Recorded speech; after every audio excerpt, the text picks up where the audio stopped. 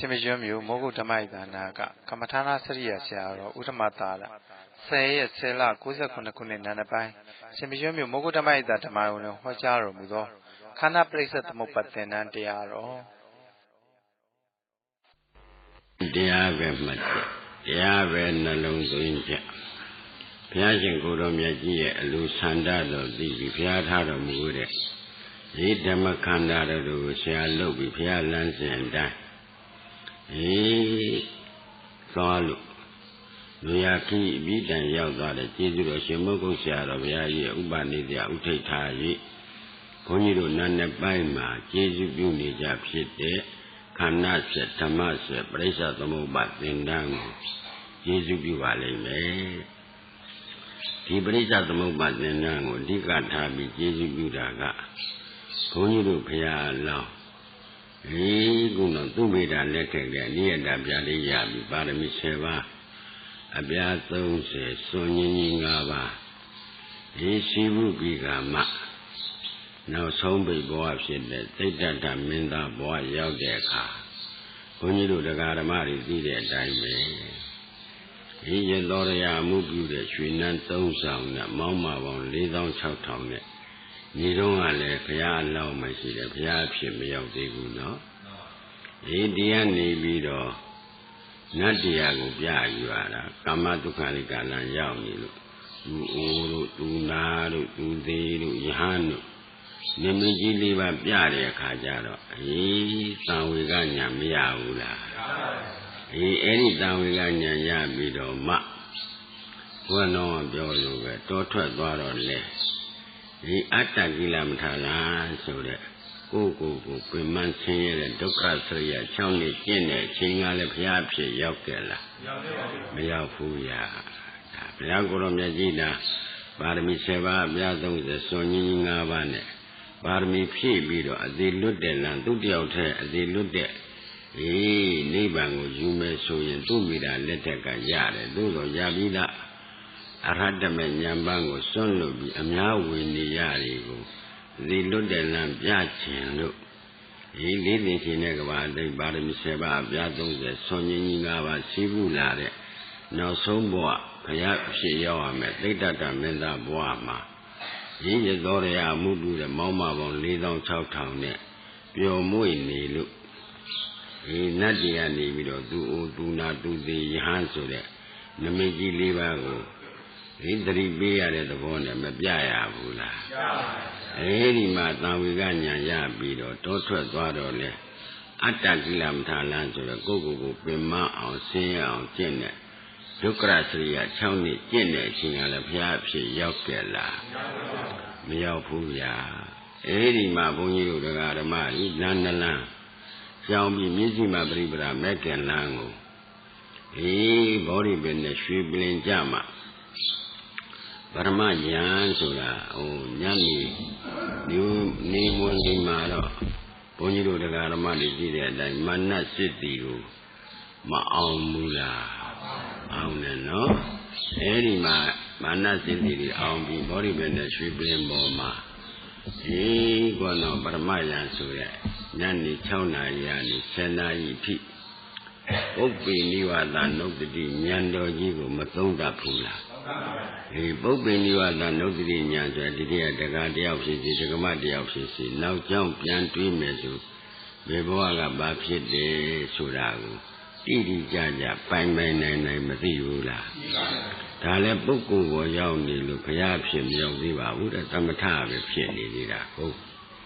Kai Alayan so that Sanayani, Naya and Nacheti, Mizima Yan Jaro. Deba Seku, Yanoji Miaula. Deba Seku, Yanoji, Piantonga de Chima, Deba Seku, Yanosula. Ridibugu, Bechima, Beluchi, me. Beludiaruya, Medivaga Sudi de Jaya, Begri Lame, Sura, Mathiula. Tale Buku was down in the he perhaps him of the Vapia Long Messi. Busy Mayan, so that now you and the check on the iron debt tea. Ponido the Garamari, she will get a part of me home job. They looked at Lango, Edima. Gai awaiza pisya tenkara sura mabyaula. Gai dagu prisa tamubagu sa tongtata.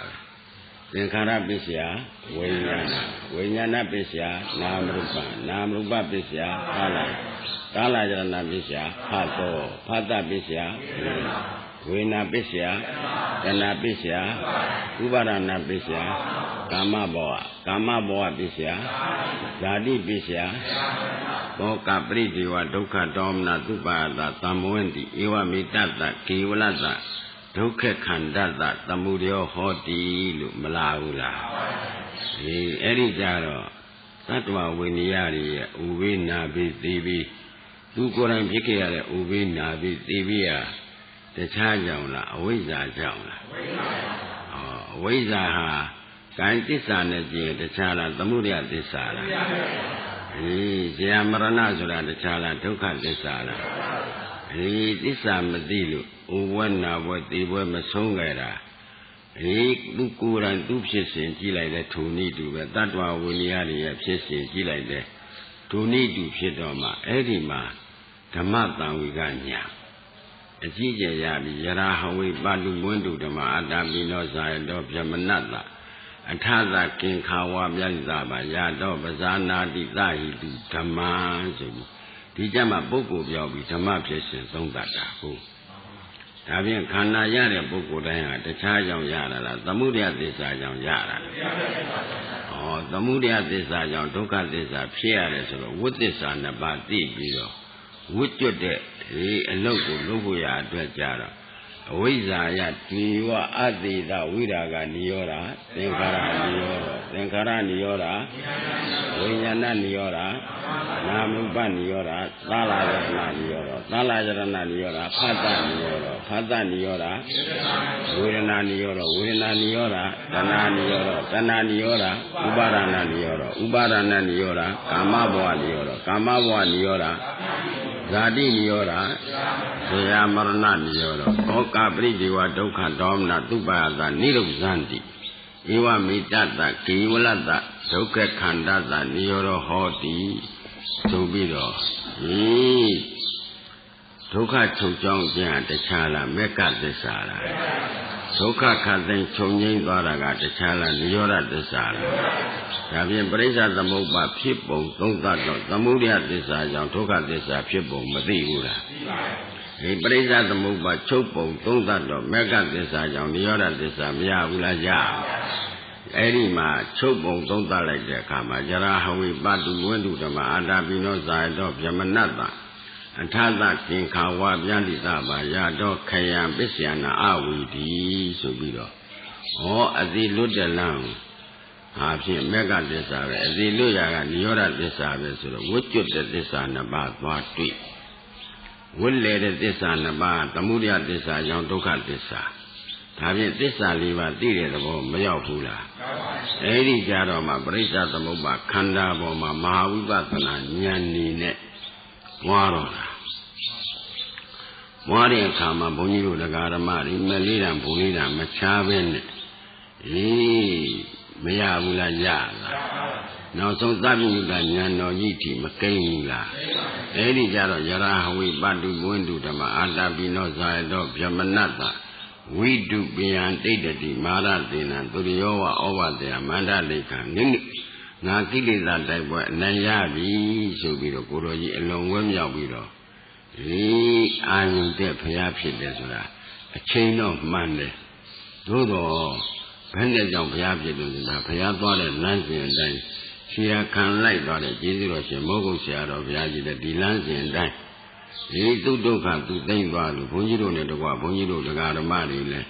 ကိုဒုက္ခကိုသိမ့်ရင်ပရိစ္ဆသမုပ္ပါဖြစ်ပုံချုပ်ပုံနားလည်အောင်လုပ်ရမယ်လို့အမိတ်မရှိဘူးလားရှိပါဘူးဒီပရိစ္ဆသမုပ္ပါဖြစ်ပုံသိတော့သမုဒယသစ္စာကြောင့်ဘာသစ္စာပေါ်ဒီပရိစ္ဆသမုပ္ပါချုပ်ပုံသုံးသတ်တော့မေက္ခသစ္စာကြောင့်ဘာသစ္စာရဒီဒါဖြင့်သစ္စာ 4 ပါးသိပြီးတော့မှသူကိုယ်တိုင်သောတပတိမေညာဘုံညာသရဂามိမေညာဘုံညာအနာဂามိမေညာဘုံညာအရတ္တမေအရတ္တဘုမ 4 ပါးဘုံ 4 ပါးမချားပဲနဲ့ရပြီးတော့နောက်ဆုံးသဗ္ဗညုတဉာဏ်ကြီးကိန်းပြီးတော့ဘုန်းကြီးတို့တရားဓမ္မတွေ သူအလုံးဝဲမြောက်လို့စိတ်တော်မှာပေါ်တာနှုတ်တော်ကရွတ်တာမဟုတ်အနိကဇာတိသံသာရံဆိုတာသန္တာဝိဇ္ဇာအာနိပိသံဃာကာရံခဝေသံတော်ဒုက္ခဇာတိပုဏ္ဏပုဏ္ဏဃာကာရကဒိဋ္ဌောတိပုဏ္ဏခေယနာကာတိသဗ္ဗတိဖာသုကဘေကဃာကုတံဝိသင်္ကတံဝိသင်္ခါရကတံစိတ်တံတဏ္ဏနံခယမိစေကာဆိုတာကအကြီးဆုံးယံသူဖမ်းမိပြီးတော့ဟေးတဏှာယောက်ျားလက်သမားမင်းနောက်ဇာတိဆိုတဲ့ခန္ဓာကြီးမဆောက်ရတော့မင်းနယ်ကငါလွတ်ပြီဆိုပြီးတော့အောင်သာမပေးဘူးလားဒါကြောင့်တို့ဗုဒ္ဓဘာသာကြီးတိုင်းဘောနော်ဘုရားအနိစ္စတင်တဲ့အခါဒီပါဠိတော်ကြားလဲကြားဘူးတဲ့တချို့ကိုယ်တိုင်ရတဲ့ပုဂ္ဂိုလ်လည်းရှိသို့တော့လိမ့်စိဖြစ်နေတာသုံးနေတာပူဇော်မှုတော့ရလိုက်တယ်ဘုရားသွားတဲ့လမ်းစဉ်အရိယာဖြစ်တဲ့လမ်းစဉ်တောက်ဆေးကြတော့မရလိုက်ကြဘူးခုအနှစ်ရှိရတဲ့ထောင်မှဆရာကောင်းတယောက်ပေါ်လာပြီးတော့ဟေးပရိစ္ဆသမုပ္ပါဆိုတာဟေးဒါနိဗ္ဗာန်သွားမြေပုံกว่าဒါကြတဲ့ဖြစ်ပုံသိတော့ဝတ်လေပုံသမုဒယသစ္စာကြောင့်ဒုက္ခသစ္စာဖြစ်ပုံချုပ်ပုံသိတော့မေကသစ္စာကြောင့်နိရောဓသစ္စာရပုံသစ္စာ၄ပါးသိလို့သူ့ကိုယ်သူဘုရားဖြစ်ဝန်ခံတယ်လို့ဒါဒီလမ်းစဉ်အတိုင်းလိုက်သွားတဲ့ကျေးဇူးတော်ရှင်မိုးကုတ်ဆရာတော်ဘုရားကြီးလည်းမလေးပါဖူလေးပါမရဘူးလားဒီရသွားပြီးတော့မှဒီလမ်းစဉ်အတိုင်းဘုရားသွားတဲ့ခြေရာခံလိုက်ဖို့ရအတွက်ဘုန်းကြီးတို့လည်းတော့ဘုန်းကြီးတို့တရားဓမ္မတွေနီးပြေးသွားတယ်နော်အေးဒါကြောင့်ပရိစ္ဆသမုပ္ပါမသိဘဲနဲ့ဒိဋ္ဌိယူမစင်ဘူးဆိုတာဘုန်းကြီးတို့တရားဓမ္မတွေပရိစ္ဆသမုပ္ပါသုံးကတော့ပုဂ္ဂိုလ်ဖြစ်စဉ်လားဓမ္မဖြစ်စဉ်လားအေးအဝိဇ္ဇာဆိုတာသစ္စာ၄ပါးမသိတာသစ္စာမသိတဲ့ပုဂ္ဂိုလ်ကလုံတဲ့ကုသိုလ်မှန်သမျှသည်တခြားလားသမုဒယသစ္စာလားဒါသူကအကျိုးပေးလို့ပေါ်လာတဲ့ဘယ်ခန္ဓာရရဓမ္မစကြာတရားကိုကိုတော်ကြီးဟောတဲ့အတိုင်းသံခိတ္တိနပိစုပါဒနဲ့ခန္ဓာပြီးပါသစ္စာလေဟောသမုဒယကြောင့်ဒုက္ခရပုံဒါအကွက်ကြပြထားဒီဒုက္ခသစ္စာတွေကနေပြီးတော့မေကသစ္စာပေါ်ရမယ့်ကိစ္စကိုကျူးစားရမှာကိုကျုပ်တို့ကဟောဝေနာပစ္စယတဏှာဆိုတော့ဥပါဒံကံလာတော့တခြားလားသမုဒယသစ္စာလားသမုဒယသစ္စာပြန်လို့ရင်အနာဂတ်ဇာတိဇရာမရဏဆိုတဲ့ဒုက္ခသစ္စာမရဘူးလားဒါဖြင့်ကျုပ်တို့တန်တရားလင်ခဲ့ရတာဖြင့်ဝိဝိနာပိတိပိမဆုံးလင်ခဲ့ရတာသမုဒယသစ္စာကြောင့်ဒုက္ခသစ္စာဖြစ်တာလည်းမသိမေဃသစ္စာကြောင့်နိရောဓသစ္စာရမှလည်းမသိသစ္စာမသိတဲ့အတွက်ဥပိနာပိသိပိမဆုံးဘူးသစ္စာသိသွားတယ်သောတာပန်တည်သွားရင်ဒီဥပိနာပိသိပိကို9 ခါပဲတွေ့ရမယ်10 ခါမတွေ့ဘူးတချို့ဧကိပိသသောတာပန်ဆိုဒုတိယဘဝမှာတခါတည်းယဟန္တာဖြစ်ပြီးပြိဋိဘံစံယုံပဲရှိကောလဆိုတာအလွန်ကိလေသာထူပြောတဲ့သောတာပန်တော်မှာ9 ဘဝပဲကွာ10 ဘဝမရှိဘူးဆိုတော့ခန္ဓာဇာတိဒုက္ခငြိမ်းတဲ့သဘောမရောက်ဘူးလားရောက်ပါဘူးဒါကြောင့်ဒီပရိစ္ဆသမုပ္ပါကိုနိဗ္ဗာန်သွားမြေပုံလို့ဆရာတော်ကအမိန့်ရှိတဲ့အတွက်ဒါဘုန်းကြီးတို့1983ခုနှစ်ရဟန်းအဖြစ်ရောက်တဲ့အချိန်မှာရန်ကုန်မှာသွားဝါကတ်တော့ရန်ကုန်မှာရဟန်းဖြစ်တော့ရန်ကုန်မှာပဲဝါကတ်တော့ပရိသတ်ကမင်းညပြောလို့ပေါ့လေအဲ့ဒါရန်ကုန်မြို့ကြီးပဲတရားစခန်းဝင်တဲ့ပုဂ္ဂိုလ်50-60ရှိရတယ်ဘယ်လိုကြောင့်လို့ဆိုတော့ဆောင်ပုဒ်လင်္ကာလေးရအောင်ကြက်တာနဲ့မူလနှစ်ပြားပါသစ္စာတစ်ခုပါဒါအပြစ်ပြောတာမဟုတ်ဘူးနော်ဒီပရိစ္ဆသမုပ္ပါကိုရေးရေးလဲလဲမသိတော့ဆရာတော်ကြီးတရားကိုကိုကတော့နဲ့ကုညာနဲ့မှမသိမ့်ပိုက်နိုင်ကြဘူးဘာလို့လဲဆိုတော့ဘုန်းကြီးကတော့ဒီမှာလူဘဝမှာ10 နှစ်တိုင်းဒီပရိစ္ဆသမုပ္ပါနေ့စဉ်ဟောပြီးတော့နေ့စဉ်လောက်လာကိုယ်တိုင်လည်းထိုင်ပြောလဲပြောဟောလဲဟောဖွင့်လဲဖွင့်ပေါ့ဗျာအဲ့ဒီကနေပြီးတော့ကာယလူဘဝနဲ့သာနာပြုလို့တော့လူဘဝနဲ့တောင်ရန်ကုန်မှာဟောခဲ့သေးတယ်မုံရွာမှာလည်းဟောတယ်6မှာဟောတယ်ကုန်းဆောင်မှာဟောတယ်အစဥဆုံးကတော့ကုန်းဆောင်ပေါ့လေအဲ့ဒီကနေပြီးတော့နောက်မုံရွာတို့6တို့နောက်ဆုံးရန်ကုန်ရိပ်သာကြီးကိုတရားပေးဖို့သွားတာ83ခုနှစ်ကတရားပေးဖို့သွားရင်ဟိုမှာပဲညာအဖြစ်ဝင်ရောက်ပြီးတော့သာနာဝင်လာပြီးဒီပြီးတတ်ကြည့်တော့ဘယ်နဲ့တော့ဘယ်လိုဖြစ်နေကြ ခန်းဝင်တဲ့ယောဂီက50 60ပဲရှိတယ်အများဆုံး60ပဲအဲ့နဲ့ဒီချာချာသူတို့တရားနာတဲ့အချိန်သွားကြည့်တော့ဆရာတော်တရားပေါ်မှာစူးစူးဆိုင်ဆိုင်နာနေတဲ့သဘောမတွေ့ဘူးဟာအလိုကြီးလိုနေတာပါလားအဲ့ဒီမှာ1983ခုနှစ်ကစပြီဘုန်းကြီးစကြိုးစားပြီးဒီပရိသတ်သမုပ္ပါသင်္นานတရားဆိုပြီးတော့မနေ့ပိုင်း9 နာရီ 10 နာရီရှိရသူတို့ကမ္မထာနာစီရတစ်ချိန်ပဲဟောတာဒီသင်္นานပြီးကူမပြီးမိပြန်တော့လည်းအရကျက်ပြီးမူလနဲ့ပြပါသစ္စာတစ်ခုပါ၄ခုအလွာပါအင်္ဂါ12ပါးပါနဲ့အလွတ်ပြန်ခိုင်းတာပဲရှိဒီအကြောင်းကျိုးဆက်ပုံတွေဓမ္မအကြောင်းကျိုးဆက်ပုံတွေညာနဲ့မှာကွန်းကွန်းကိုယ်ကပေါ်ပြီးတော့ခန္ဓာပေါ်မှာမားတဲ့သက်ကာယသတ္တရဥစ္စေရဆိုဒီဒိဋ္ဌိ၃မျိုးကိုဒီပရိစ္ဆသမုပ္ပါသိမှဒိဋ္ဌိယူကရှင်းမှာဟုတ်ဒါကြောင့်မိုးကုတ်ဆရာတော်ဘုရားကြီးဒိဋ္ဌိရှင်ဤ၃နည်းရှိတယ်ဟိအသိဉာဏ်နဲ့ရှင်ဤတစ်မျိုးအပွားဉာဏ်နဲ့ရှင်ဤတစ်မျိုးအပယ်ဉာဏ်နဲ့ရှင်ဤတစ်မျိုးအသိဉာဏ်နဲ့ရှင်တာဉာဏတပရိညာအပွားဉာဏ်နဲ့ရှင်တာတိရဏပရိညာအပယ်ဉာဏ်နဲ့ရှင်တာဘာနာပရိညာအဓိကဏ္ဍိပိုင်ကိုပါဠိတော်မှာဆရာတော်ဒီမိဒက၃ပုံမွေနှောက်ပြီးတော့မှဒီပရိညာ၃ပါးတွေ့တော့မှဒီဥစ္စာလမ်းစဉ်တိုင်းလိုက်တယ်လို့ကျောင်းတရားကြီးဥကျော်သိန်းတာအကြောင်းသိလို့လျှောက်ဖူးတယ်ဘုန်းကြီးတို့လုံး1980ခုနှစ်လောက်ကပေါ့ဗျာမန္တလေးသွားစဟောတဲ့အချိန်ကသူတိုက်ရှိမှာဟောတာကိုအဲ့ဒီမှာအေးအေးစကားပြောရင်ဆရာတော်ဟာဒီဗမာပြည်ပေါ့လေမုံရွာတို့ပဲအကုန်လုံးလိုက်ပြီးရှာသေးတယ်နောက်မရတော့မှဂိုင်းကြောင်းပြန်လာပြီးဒီကလှန်နေပြီးတော့သူကလည်းပြီးဒီကသုံးဖို့မွေနောက်နိုင်တဲ့ပုဂ္ဂိုလ်ဖြစ်နေတော့အဲ့ဒီမှာအင်္ဂုတ္တပါဠိတော်မှာဒီပရိညာ၃ပါးသွားတွေ့ပြီးတော့မှတခါလေဒီပရိစ္ဆသမုပ္ပါအခြေခံမှသစ္စာသိမယ်ဆိုတာသိတဲ့အတွက်ညာတပရိညာဒါပရိစ္ဆသမုပ္ပါနဲ့သစ္စာကိုကြီးလေးလေးသိအောင်သူအဆုံးမှပြီးတော့တာပဲတိရဏပရိညာဆိုတာပရိစ္ဆသမုပ္ပါပြတ်မှသာလဲသမုဒယဒုက္ခချုပ်ပါဘူးဗျာသမုဒယဒုက္ခမချုပ်ဖဲနဲ့လေကျုပ်တို့မေဃသစ္စာပေါ်ပါမလားအေးဒါဖြင့်တိရဏပရိညာကြအလုတ်လို့ရတာဟုတ်လက်ဒါဖြင့်မဲ့အလုတ်လုံးမှာသမုဒယနဲ့ဒုက္ခချုပ်မယ်ဆူတောင်းလို့ရတော့မရဘူးနောက်တကယ်တမ်းပြင်နိုင်တာကဘာနာပရိညာတခါလေဒိဋ္ဌိဝိသိကိစ္စသီလပရမာသကမဲ့ညာရမှပြင်နိုင်မှာဘူးအဲဒီတော့ဒီပရိညာ၃ပါးကိုမူတင်ပြီးတော့ဆရာတော်ဟာအကြီးဆုံးအဆုံးမှပေးတာပဲဒါဖြင့်ညာတပရိညာဆိုတာကအသိဉာဏ်နဲ့ဂိမ်းတဲ့သာသနာ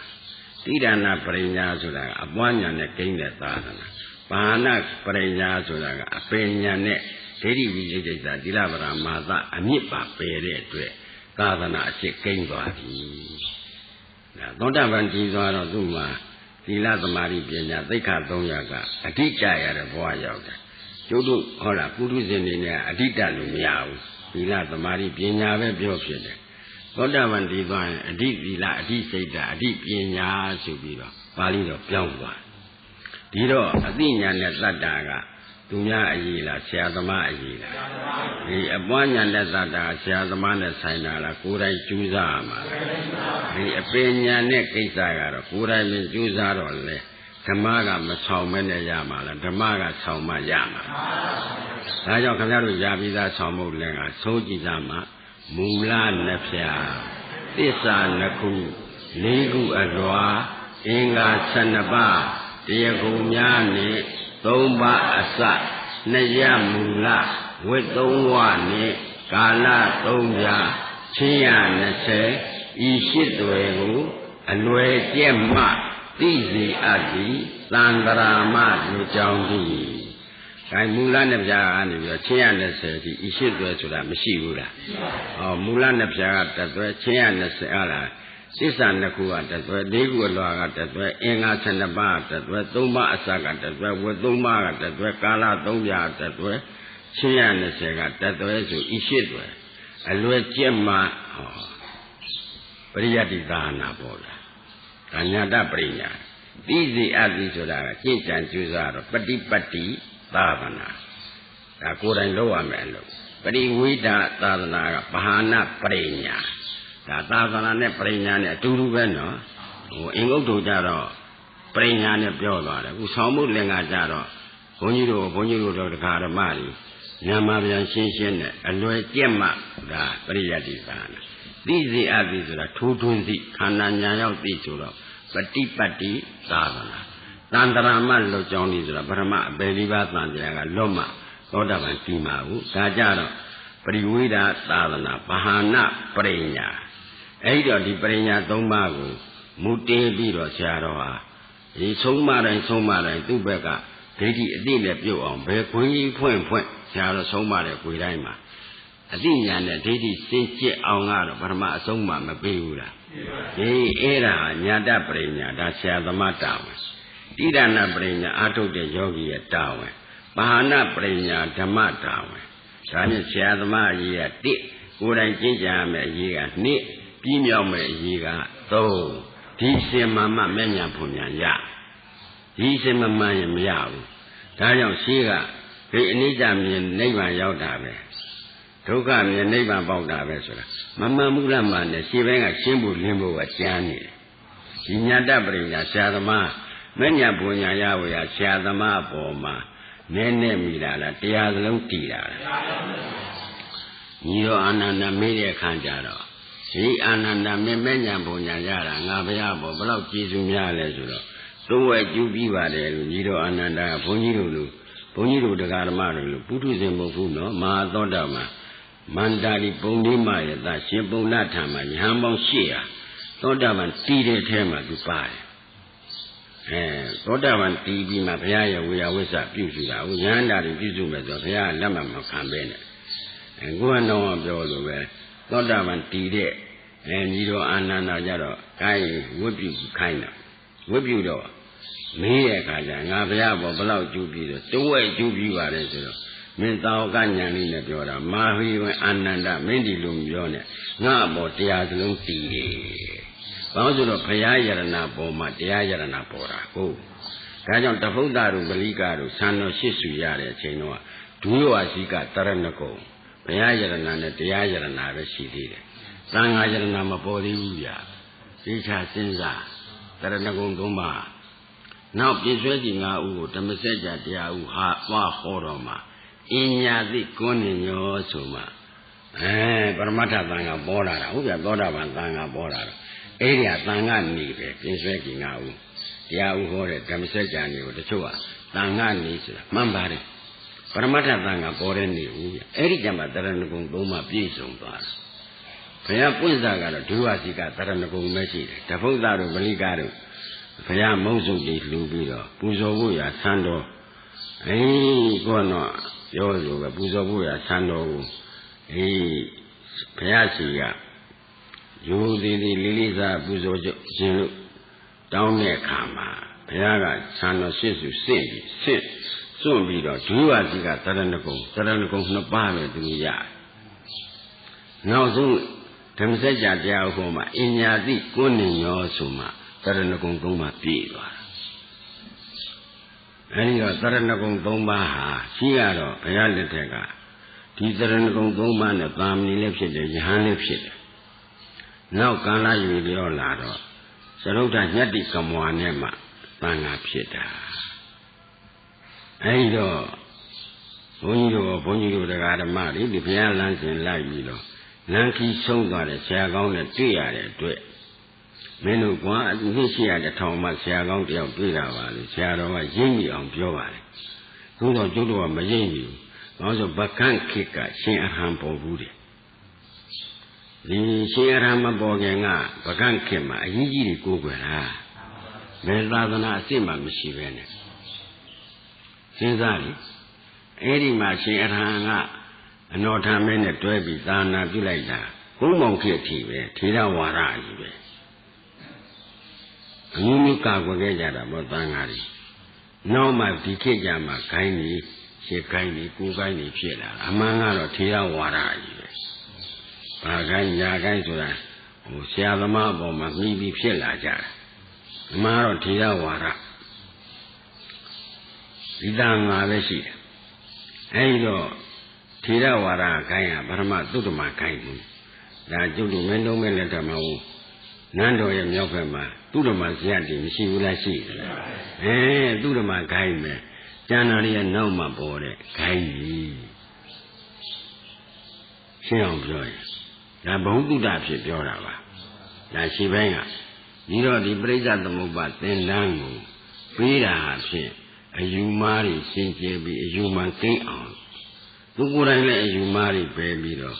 ဘုရားတော်ဒိဋ္ဌတမင်းသားဘွားတော်ရွှေနန်း3000နဲ့နေတော့ကာမတုခံလိကလမ်းနေရောက်တယ်တိုးတဲ့ရောက်လာတော့ကြည့်ကြဒုက္ခစရိယကျန်လိုက်တော့အတ္တကိလမထာလမ်းရောက်သွားတယ်ဒါကြောင့်ဓမ္မစကြာတရားဥကြတော့ဒွိမိဘိကွေအန္တာပပစီတေနာနတိဝိတ္တဗကရမေတိရောစာယကာမိတုကာမတုခံလိကနိယောကောအတ္တကိလမထာနိယောကောဒီနလန်းရှောင်กว่าမြစ္စည်းမပရိပဒမဲခင်လန်းတက်ဖို့ကြတာဒီပရိစ္ဆသမုပ္ပါသစ္စာသိမှမဲခင်လန်းရောက်မှာဒါကြောင့်ရောက်လာလှုပ်ဆိုတဲ့နေရာမှာသွားတော့ကဘာမှမဖြစ်ဘူးလို့ဆရာတော်ကအမိန့်ရှိတာကရှင်ဘက်ကရှင်းဖို့လင်းဖို့ကရှိသေးတာဟုတ်လားအခုဘုရားယရဏတရားယရဏပေါ်ဖို့နောက်ယရဏ3ပါးပြည့်စုံမှုဘုရားအဖြစ်ဘာဖြစ်လို့ကြောင့်တော့ပါရမီ7ပါးအပြား30စွန်ကြီး5ပါးတော့ဗုဒ္ဓဘာသာတိုင်းသိတယ်ဒါဝိသောကြောင့်သူပရိစ္ဆသမုပ္ပါသူဖြတ်နိုင်လို့ဘုရားဖြစ်သွားတာဒါကြောင့်ဆရာတော်ကထူးထူးလဲလဲအမိန့်ရှိသွားတာဒီခန္ဓာဘုရားကဘောဓိပဲနဲ့ရွှေပြလဲမှာပွင့်တယ်ဉာဏ်တော်ဘုရားကဝေဒနာနဲ့တဏှာကြားမှာပွင့်တယ်ကွာဒီမှာကြည့်လေဝေဒနာနိရောဓတဏှာနိရောဓပရိစ္ဆသမုပ္ပါထွက်လန်းဆိုတော့ဒုက္ခတွေကထွက်သွားတာဟုတ်လားဘောဓိပဲနဲ့ရွှေပြင်းဆိုတာသမုဒိသစ္စာနဲ့သမုဒ္ဒါဒါသရာပြဋ္ဌာန်းတာဟုတ်လားတကယ်ပညာပြဋ္ဌာန်းတဲ့ဆရာတော်ဘုရားကခန္ဓာဘုရားကဘောဓိပဲနဲ့ရွှေပြင်းမှာပွင့်တယ်ဉာဏ်တော်ဘုရားကဝေဒနာနဲ့တဏှာကြားမှာပွင့်သွားတယ်ဒီနေရာမှာဒုက္ခန္တာတဲ့သဗ္ဗညုတဉာဏ်ကိန်းတာဟုတ်ရဲ့ကိုတော်ကြီးလည်းခန္ဓာရှိတော့သဗ္ဗညုတဉာဏ်မကိန်းဘူးလားကိန်းတော့မှဟေ့တဏှာယောက်ျားလည်းသမားမဲနောက်ဇာတိဆိုတဲ့ခန္ဓာကြီးမဆောက်တော့ဘူးကမင်းတွေကငါလွတ်ပြီဆိုတာသဗ္ဗညုတဉာဏ်ရမှဒီတဏှာကျင်းရဲတာသောတပတ္တိမေကတဏှာသာမမီဘူးဗျဒိဋ္ဌိတာတတ္တာတဏှာကမဲ့3တန်တဲ့ကိုတာတာသရဂာမိမကတစ်ခါသားလိုက်အနာဂာမိမကသားလိုက်အရဟတမေကြမှာသူကဆင်းသွားတာဒီတော့ဘုန်းကြီးတို့တရားဓမ္မတွေဒီကိုယ်တိုင်ခရီးပြီးမြောက်ပြီးမှသူသွားတဲ့လမ်းစဉ်ဘုရားလမ်းစဉ်တိုင်းပေါ့ဗျာဒါကြောင့်ဆရာတော်ကဘုရားသွားတဲ့လမ်းစဉ်ကိုခြေအားခံလိုက်ရရှင်တော့ရဘုရားသိတဲ့သတိတဉာဏ်ကတော့ဘယ်သူမှမရဘူးဟိတဆူရတာဟုတ်ဗျာသတိတဉာဏ်ဆိုတာကိုပိုက်လို့မဆူရတာလားတဆူရတာလားတဆူရတာအဲ့ဒီတော့ခုဟောလားဘုရားကထားခဲ့တဲ့ဓမ္မခန္ဓာတွေကိုဆရာလုပ်ပြီးတော့ဒီထိုးထွန်းတဲ့အသိရှိရတဲ့ထောင်မှဆရာကောင်းတယောက်ပေါ်တယ်ကွတသက်နဲ့တကူသတန်တရားနဲ့နာဆိုတာဒီပရိစ္ဆသမုပ္ပါကျုပ်တို့သစ္စာဒီကိုမသိရတာသူဆရာတော်ပေါ်လာမှာဟာပရိစ္ဆသမုပ္ပါသစ္စာဆိုတာဒါသူများဖြစ်စေမဟုတ်ဘူးကွမင်းတို့ခန္ဓာဖြစ်စေဒါရှင်းမှမင်းတို့အယူစင်ကြယ်မယ်အယူစင်ကြယ်ပြီးတော့မှသမာဓိတိမဲ့ခင်ကိန်းပြီးတော့ကိလေသာတိုက်ပွဲမှာအနိုင်တိုက်ယူရမှာအခုတော့အယူမစင်ကြယ်မဲ့နဲ့ရောက်လာလို့ဆိုတော့လုံတယ်ခန္ဓာကပြတာတော့သိတယ်သို့တော့ဒိဋ္ဌိဝိသိကိစ္စအသိနဲ့မပြုတ်ဖဲနဲ့အပွားညာနဲ့ကျင့်ရင်အနှောက်အယှက်တွေ့ပြီးတော့အာနေတဲ့ဥပဒနာဖြစ်ပြီးမဲ့ညာဘုံညာမရနိုင်ဘူးကုသိုလ်သာရမယ်လို့ဘုန်းကြီးဆရာတော်ဘုရားကြီးအမိန့်မရှိဘူးလားအလုံးပိုင်နိုင်ဆုံးဖြတ်ချက်နဲ့ဟောသွားတာနော်အဲဒီလိုဆရာတော်နဲ့တွေ့လို့မှကျုပ်တို့မှာအားကိုးရအစ်စ်မရဘူးဆိုရင်တော့အတော်နာမယ်နော်။ဘာလို့မဲ့ညာဘုံညာရကိုရဆရာသမားအပေါ်မှာတရားစလုံးတည်တာရှင်သာရိပုတ္တရာဘုရားမေးတယ်ကမင်း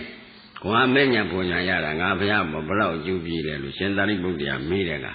တရားစလုံးတည်ပါတယ်ဘုရား။ဟိုပညာရဣတရိရတဲ့ပုဂ္ဂိုလ်ကသူကမလေးတာဘူလေးတာရပြီးသားပုဂ္ဂိုလ်ဆိုတော့သိပြီးသားပေါ့။ဘုခမညာကြည့်လေရှင်သာရိပုတ္တရာအလောင်းဟာပရမဥပတိတ်တာဟိုလဝဲရဖြစ်တဲ့ရှင်မောကလန်ကကောလိတာတတိတာရီ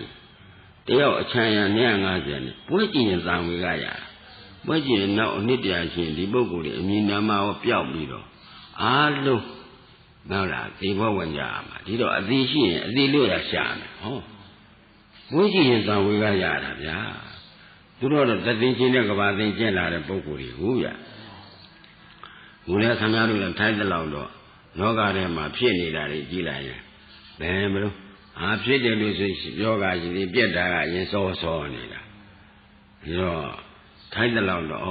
လောကထဲမှာကိုလို့လို့မဖြစ်ဘူး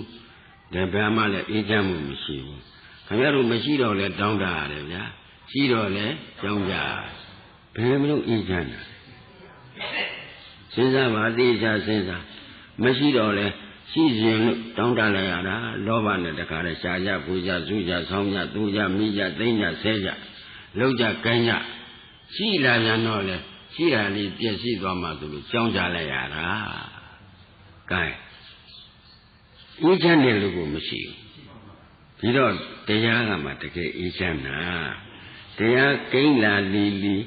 စိတ်ထဲမှာကြည်လင်ပြီးအေးချမ်းလာတာတရားမသိတော့ကတော့သမုဒယသစ္စာဖော်လို့ပြီးဒုက္ခသစ္စာရတာကျဉ်းနေတာပေါ့ဗျာတရားသဘောသိလာတော့ဒီဥစ္စာမရှိတော့လဲတောင်းတာလဲရှိတော့လဲကြောင်းကြတယ်လမ်းစဉ်ကြီးဗျသမုဒယသစ္စာဖော်လို့တာတဏှာကလည်းသမုဒယသစ္စာကို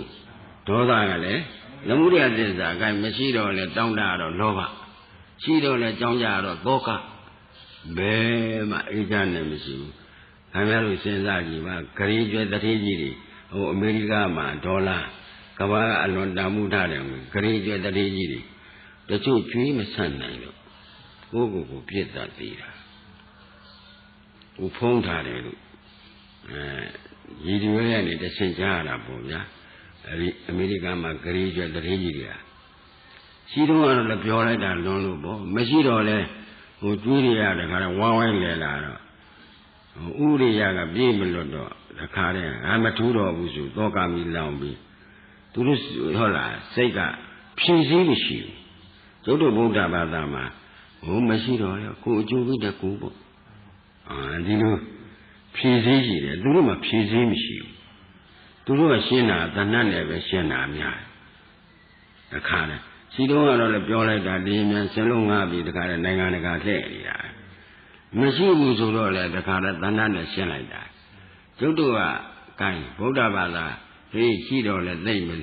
မလွန်နဲ့နော်လွန်ရင်မင်းတို့တဏှာဥပါဒံကာနေမင်းတို့ဇာတိကျေစုပြုလိုက်မယ်ဘုရားတော့ကြောင်းကြရင်လေသောကပရိဒီဝဒုက္ခဒေါမနတာဥပါယတာအဝိဇ္ဇာသင်္ခါရဒီပရိစ္ဆသမုပ္ပါကအပြစ်တွေပြတာတော့မလုံးနဲ့လောကရန်ဆိုတာတွေ့မှာပဲနေနံပတ္တနံဒုက္ခံဒုက္ခံရသောအာရသောလာဘောအလာဘောလောကရန်တရား၈ပါးဘယ်လိုလွတ်ရှိမှန်းတာလည်းရှိမှာဥမနဲ့လူရှိတယ်လို့ကြက်ရတယ်လို့လည်းရှိရမယ်ဒုက္ခံဒုက္ခံချမ်းသာတာလည်းရှိမှာပဲဒါဝိရိကဒုက္ခကိုဆိုလို့တယ်နော်ဆင်းရဲတာလည်းရှိမှာရသောအာရသောပရိစ္ဆာရှိတဲ့ခါလည်းရှိမှာပဲပရိသတ်မရှိတဲ့ခါလဲရှိမှာလူတွေကြတော့အပေါင်းအသင်းဆက်ဆံရေးပြည်လဲတဲ့ခါလဲရှိမှာပဲမပြည်လဲတဲ့ခါလဲရှိမှာကိုယ်ထင်လွဲနေဘယ်နှလုံးပြည်လဲမလဲရသောအာရသောလာဘောအလာဘောလက်လာပါပေါ်တဲ့အချိန်လဲရှိမယ်ပါရှားတဲ့အချိန်လဲရှိမယ်ခင်ဗျားတို့စီးပွားရေးရှာလို့အစဉ်ပြေတဲ့အချိန်လဲရှိမယ်အစဉ်မပြေတဲ့အချိန်လဲရှိမယ်အဲလောကရန်တရားကဘာလို့ဖြစ်တိုက်မှာဟုတ်လားမျက်စိနဲ့အရှင်းနဲ့တွေ့တာအဲ့ဒါလောကရန်တရားတိုက်တာပဲတိုက်တဲ့အချိန်မှာခင်ဗျားတို့မက်ကင်နဲ့ကိန်းတယ်ဟတ်တာမြင်စိတ်ပေါ်တယ်ဥမာတခုသိလိုက်ရင်အဲလောဘမီရောလာသေးလားဒေါသမီရောမောဟမီရောတို့ဗုဒ္ဓဘာသာမှာတကိကိုပြစ္ဆုတ်ပံမှာလဲချမ်းသာပြီတန်တရားမှာလဲတခါလဲကိုဆင်းရဲဒုက္ခသိမ့်တဲ့လမ်းမြဒါကြောင့်ဒီပရိစ္ဆသမုပ္ပါကိုအဓိကထားပြီး1983ခုနှစ်အဲ့ဒီကစပြနှစ်ပေါင်း30ကျော်သွားပြီဟုတ်လားဘုန်းတော်ပြောလို့ပဲရှိကအရကျက်ပြီးတော့မူလနှစ်ပြားပါဆိုတာဒါတော့ဓမ္မဒိဋ္ဌာနော်ကဲ့ရတာမဟုတ်ဘူးဒါလောက်သိဖို့ကိုပဲမလွယ်လားသစ္စာနှစ်ခုဆိုတာပါဆိုပြီးသမုဒယဒုက္ခအတိကုလားဆိုတာအတိကြောင့်တလားပြစ္ဆုတ်ပံဒုတလားပြစ္ဆုတ်ပံကြောင့်တလားအနာဂတ်ကျိုးတလားကြက်ပြီးကိုယ်တိုင်ထောက်ပြီးတော့ဒါနဲ့ပဲပြီးသွားတာဘယ်လူကြောင့်ဘယ်လူဖြစ်တယ်ဒီလိုအခြေခံနေရဒါဆရာတော်ခြေရခံလိုက်တော့ဘုရားခြေရခံလိုက်သွားတယ်ဆရာတော်ကြီးရဲ့ခြေရကိုလိုက်တော့ဒါဘုရားခြေရခံလိုက်တာပါပဲတဲ့အဲဒီတော့ဆရာတော်ကမင်းတို့ရောက်လာ လောက်ဆိုတဲ့နေရာမသွားနဲ့ဘာမှမဖြစ်ဘူးကွာရှင်းရလင်းရမယ်ကိစ္စကဒီပထမနန္တပရိညာဒါသိမှုနဲ့ဒိဋ္ဌိဝိသိကိစ္စအသိဉာဏ်နဲ့သိအောင်လုပ်ရမှာဟုတ်ဗျာပြီးတော့ကြမှာတိရဏပရိညာအပွားဉာဏ်နဲ့သတ်ရမှာနောက်မှအပေဉာဏ်နဲ့သတ်ရမှာဘာနာပရိညာအဲ့ဒါကိုဘုန်းကြီးတို့အခြေခံပိုင်နိုင်လူဘွားတော့ဒီမှာလူဘွားနဲ့တရားပြတယ်50-60ရှိတယ်ဒီလူဘွားနဲ့တရားဝင်မှုတဲ့ပုဂ္ဂိုလ်တွေပါတယ်တော်နဲသွားပြီပေါ့လေဒေါ်မူတို့ဒေါ်ဖွားငွေတို့ဒေါ်ရှင်တို့လူဘွားနဲ့ကလေးကသူတို့တရားဝင်နေကြတာညနှစ်တို့လည်းအတူတူပေါ့ဝင်နေကြတာဒီမှာပြတာတောင်မှ50-60ရှိတယ်ဘယ်နဲ့ရန်ကုန်မြို့ကြီးမှာအဖွဲ့ချုပ်ဆိုဘယ်လိုဖြစ်နေတာတော့ဆိုတော့ဆရာတော်တရားနာတဲ့အချိန်အောက်ဆင်းကြည့်တော့မှဟိုလိုဒီလိုဟိုလှဲ့ဒီလက်ဒီပရိစ္ဆသမုပ္ပါလည်းကြည့်မနာထဖြစ်နေတာအဲ့ဒါဆရာတော်ဟောတိုင်းဟောတယ်ပရိစ္ဆသမုပ္ပါကိုသေချာကြည့်လာဟိုသင်္นานပေးတဲ့ခါလည်းသေချာကြည့်ပေါ့ဘာဖြစ်လို့ဆိုပရိစ္ဆသမုပ္ပါသစ္စာလွတ်ပြီးမပြောရဘူးမဟောရဘူးလို့ဆရာတော်ကအမိန့်ရှိတာအဲ့ဒီမှာ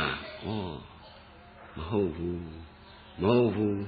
သေချာကနဲ့ပြန်ပြီးဝင်ပြီးသေချာစဉ်းစားတော့မှာဒီပရိစ္ဆသမုပ္ပါရင်းလည်းမသိလို့ဒီလိုဖြစ်တာပဲဆိုပြီးအဲ့ဒီမှာပရိစ္ဆသမုပ္ပါသင်္นานဆိုပြီး9 နာရီ10 နာရီစပေါ်တာအဲ့ဒီကြတော့မှနောက်ပိုင်းဆင်းကြည့်တော့တကယ်ကိုစူးစူးဆက်ဆက်နားလာပြီ50ရာနေ100နေ150 200 250 200နေဆို300ခုံတက်သွား300လည်းပြည့်ရော400ခုံတက်တာဘုန်းကြီးအပတ်ဆိုရင်400နေ900ကျော်သွားတာဒါဒီပရိစ္ဆသမုပ္ပါအခြေခံကိုရှင်းအောင်ပြောမဲ့ဟောမဲ့ပုဂ္ဂိုလ်များဒီပရိစ္ဆသမုပ္ပါအခြေခံကိုရှင်းနိုင်မှဒါရှင်ဘုန်းဆရာတော်ကြီးရဲ့ဥပနိဒေယကြဒီအခြေခံကိုမရှင်းနိုင်သေးပရိစ္ဆသမုပ္ပါမရှင်းနိုင်သေးဆရာတော်ကြီးရဲ့ဥပနိဒေယမကြနိုင်ဘူးသူသွားတဲ့လမ်းစဉ်ကိုဒါဘုရားသွားတဲ့လမ်းစဉ်အတိုင်းသူကဒီလမ်းစဉ်ကိုခြေရခံလိုက်တာဒါကြောင့်ဆရာတော်ကဘုရားသွားတဲ့လမ်းစဉ်ကိုခြေရခံလိုက်ရင်တော့ရတယ်ပေါ့ဘုရားသိတဲ့အသိဉာဏ်တော့ဘယ်လိုမှမရနိုင်ဘူးဘာလို့သူကလေးနေကြတဲ့ကမ္ဘာသိပါရမီ7ပါးအပြား30ရှိဘူးလာတော့သဗ္ဗညုတညာတဆူရတာကိုနဆူရကောင်းတာမှမဟုတ်ပဲလေအဲဒီတော့တိုင်းဒီနေ့မူလနဲ့ဖြာဒါဆောင်မှုလည်းကပြီးတော့ခင်ဗျားတို့အဝိဇ္ဇာနဲ့တဏှာရင်ကံကတော့လူတိုင်းမရဘူးစာရွက်တော်ဝေထားတယ်ကျက်လက်ကြက်ကြပါဒါလေးတွေကအမတန်တရဆယ်လို့လည်းကောင်းပါလေဟိုသိုးကောင်းအောင်ရေးထားတာမဟုတ်ခန္ဓာဖြစ်စဉ်ကိုသိအောင်ရေးထားတာဒါကြောင့်ဘုန်းကြီးတို့ဝေထားကြပါလေအဝိဇ္ဇာနဲ့တဏှာရင်ခံဥပါဒံကံကြောင့်ယုံနာပေါ်အပင်မမျိုးမအပင်အမြင်မပြတ်ဆက်ဆက်သည်ဟံကံကြောင့်နာယုတ်ကြောင့်ကံအဖန်ပန်းဖြစ်ပြန်ဤအလျော်ဓမ္မတကြားစသည်များကထင်ရှားပြုပြင်စီရင်ဖန်ဆင်းအကြောင်းရင်းကြောင့်လူနတ်များစွာတတ္တဝါတို့ဖြစ်လာရမှုမဟုတ်ဟုဉာဏ်ဖြင့်ရှု၍မျောဒီလိုဘာသာကြီးတွေကရှိတာခရစ်ယာန်ဘာသာကသူကဖန်ဆင်းတာဟုတ်ရဘုမာမီတွေကလည်းဖန်ဆင်းတာပဲဟိုဟိန္ဒူဘာသာကြတော့ဗြဟ္မာကြီးကပေါ်ဖွားတယ်လာတာကိုဟုတ်လားအဲ့ဒီတော့ဖန်ဆင်းတယ်ဆိုတော့ဒီဖန်ဆင်းတယ်ဆိုတာကကိုင်းဗြဟ္မာကြီးကဖန်ဆင်းတယ်ဗြဟ္မာကြီးကြတော့ဘယ်လိုဟာဒီတောင်လို့ဆိုတော့မသိဗြဟ္မာမပြောက်တော့ပုဂ္ဂိုလ်ဖြစ်နေတော့ဒိဋ္ဌိကမစင်ဘူးဒါဖြင့်တခြားအယူဝါဒတွေမှာဒိဋ္ဌိဝိသိကိစ္စအသိဉာဏ်နဲ့တောင်စင်မှုရမလွယ်ဘူးဒါကြောင့်ဘုရားကဘောဓိမနဲ့ရွှေပလင်မှာပုပ္ပကောတိနပညာတိပုဂ္ဂိုလ်တ attva စကွာငါသဗ္ဗညုတဉာဏ်ကြီးနဲ့ဒီတည်းကဒကာတယောက်ဖြစ်စီဒကမတယောက်ဖြစ်စီနောက်ကျောင်းပြန်ပြီးတော့ဘယ်ဘဝကများစဖြစ်ခဲ့တာတော့တွေးရင်ငါဘုရားသာပြိဋိဘံစမဟိတဲ့အစရှာမတွေ့ဘူးပုပ္ပကောတိနပညာတိခန္ဓာဖြစ်ကြောင်းခန္ဓာအထည်ဖြစ်ကြောင်းအစပေါ့ဗျာအထည်အဖြစ်ကြောင်းအစရှာလို့ကိုမတွေ့ဘူးတဲ့ဒါသဗ္ဗညုတဉာဏ်တော်ကြီးနဲ့ရှာတာနော်